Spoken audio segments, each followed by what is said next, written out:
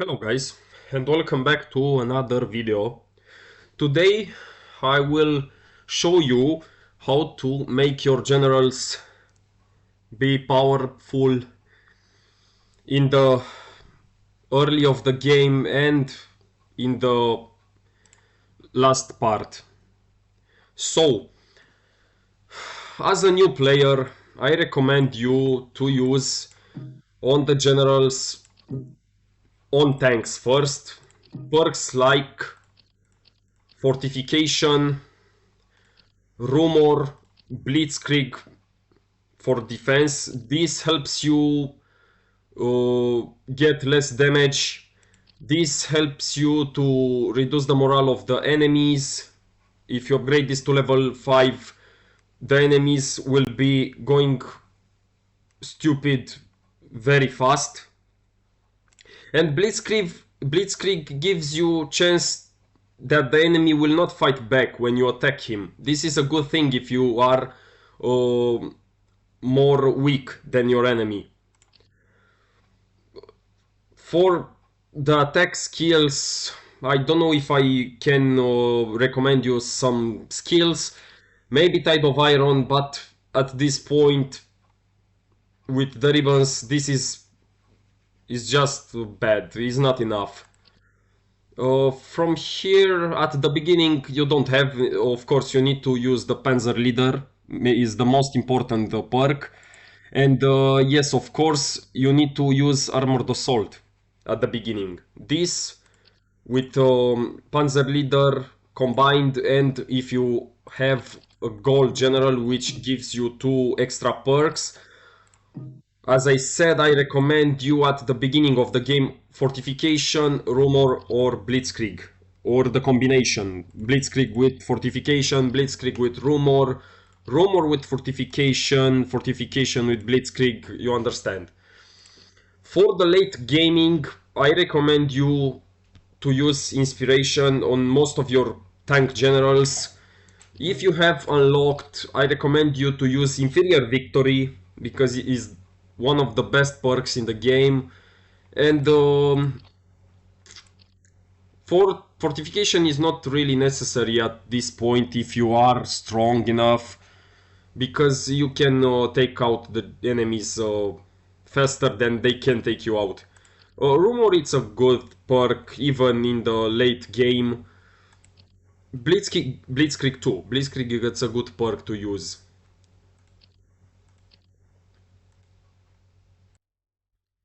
Okay, now for economic generals, I recommend you in the early game to use economic expert, industrial expert, and technology expert. In the late game, I recommend you to use finance when the economic output of the city where the troops are stationed is at least 100, or if the general have the skills unyielding or military supply coordination, the threshold is reduced to 70.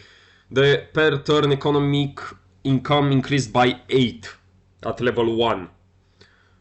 This is an insane perk in the late game. If you have it, use it. For air generals, as you can see, I have some of them too. Let's see on Hartmann. In the early game, for the generals that are for air, I recommend you to use carpet bombing, Air Force Leader, and the new perk that let me show you is this one. This is good for helicopters, Fluke. When commanding troops activates dodge, this is for helicopters, dodge effect. Restore 3% based on self's maximum HP up to 1 per turn. This makes your helicopters almost invincible because they will restore their health. For artillery, in the early game, I recommend you to use most of the same perks as in the late game. Explosives, accuracy, artillery leader, And I recommend you to use Inferior Victory if you don't have Zhukov or De Gaulle. Because Zhukov and De Gaulle can attack multiple times, and for that I throw down inspiration on them. But for generals like Govorov, I use Inferior Victory. As you can see on Kluge, I have Explosion, Accuracy and Artillery Leader with all the medals he need. And yes, I don't know if I can recommend another perk for artillery troops. Maybe... Mm, I don't know if I can say to you another perk. Maybe Crossfire, but Crossfire is far better than explosives. It's far you can get a lower damage with Crossfire than you get with explosives. Yeah, you got that. For infantry, personally, I use the same perks in the early and the late game. I use Raider for damage. I use Guerilla for enemies not fighting back, because you need this on the infantry, because infantry can't is not that blind, yeah, that protected, you understand. uh, I recommend you as an for infantry generals to throw down this also. After commanding a troop to counterattack, plus 8 HP to yourself and surrounding friendly troops. This is helpful if you want to send 2 or 3 infantry generals to fight, because you can get health from all of them. If you have this perk on 3 infantry generals, you can keep them to full health most of the time. Of course, you need to use infantry leader. And yeah, that's it. Maybe bayonet charge, but as I said, for Tide of Iron, this is the same perk. With these ribbons, is not needed that anymore. For the naval forces, I recommend you in the early game to use Night Raid or Sailor,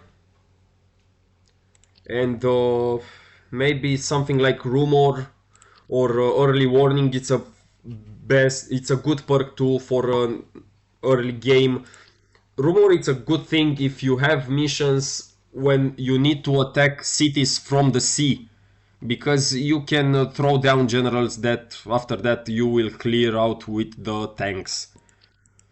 Of course, Fleet Leader and Wolfpack is a good perk too in the early game. And yeah, I think that's it.